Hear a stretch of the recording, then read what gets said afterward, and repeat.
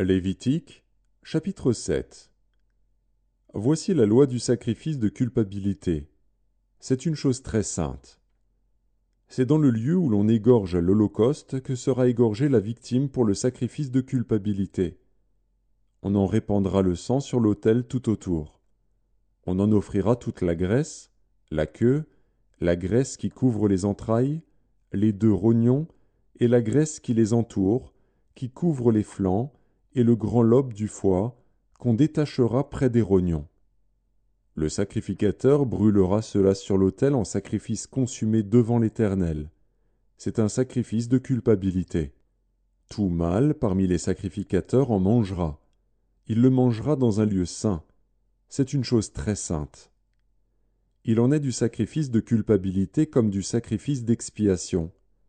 La loi est la même pour ces deux sacrifices. La victime sera pour le sacrificateur qui fera l'expiation. Le sacrificateur qui offrira l'holocauste de quelqu'un aura pour lui la peau de l'holocauste qu'il a offert. Toute offrande cuite au four, préparée sur le grill ou à la poêle, sera pour le sacrificateur qui l'a offerte. Toute offrande pétrie à l'huile et sèche sera pour tous les fils d'Aaron, pour l'un comme pour l'autre. Voici la loi du sacrifice d'action de grâce qu'on offrira à l'Éternel. Si quelqu'un l'offre par reconnaissance, il offrira, avec le sacrifice d'action de grâce, des gâteaux sans levain pétris à l'huile, des galettes sans levain arrosées d'huile, et des gâteaux de fleurs de farine frites et pétris à l'huile. À ces gâteaux, il ajoutera du pain levé pour son offrande, avec son sacrifice de reconnaissance et d'action de grâce. On présentera par élévation à l'Éternel une portion de chaque offrande. Elle sera pour le sacrificateur qui a répandu le sang de la victime d'action de grâce. La chair du sacrifice de reconnaissance et d'action de grâce sera mangée le jour où il est offert. On n'en laissera rien jusqu'au matin. Si quelqu'un offre un sacrifice pour l'accomplissement d'un vœu ou comme offrande volontaire, la victime sera mangée le jour où il l'offrira, et ce qui en restera sera mangé le lendemain. Ce qui restera de la chair de la victime sera brûlé au feu le 3e jour. Dans le cas où l'on mangerait de la chair de son sacrifice d'action de grâce le 3e jour, le sacrifice ne sera point agréé. Il n'en sera pas tenu compte à celui qui l'a offert. Ce sera une chose infecte, et quiconque en mangera restera chargé de sa faute. La chair qui a touché quelque chose d'impur ne sera point mangée, elle sera brûlée au feu. Tout homme pur peut manger de la chair. Mais celui qui, se trouvant en état d'impureté, mangera de la chair du sacrifice d'action de grâce qui appartient à l'Éternel, celui-là sera retranché de son peuple.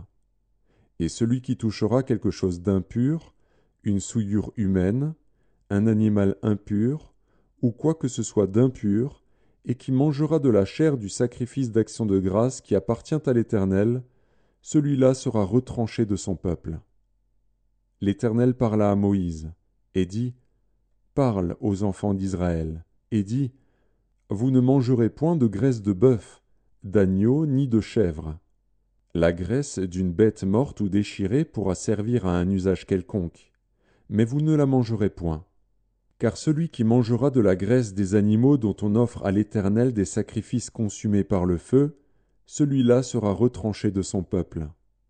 Vous ne mangerez point de sang, ni d'oiseaux, ni de bétail, dans tous les lieux où vous habiterez.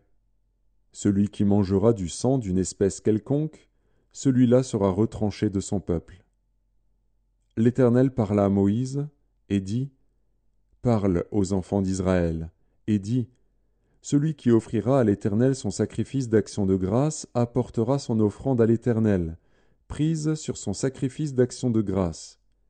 Il apportera de ses propres mains ce qui doit être consumé par le feu devant l'Éternel. Il apportera la graisse avec la poitrine pour l'agiter de côté et d'autre devant l'Éternel. Le sacrificateur brûlera la graisse sur l'autel, et la poitrine sera pour Aaron et pour ses fils.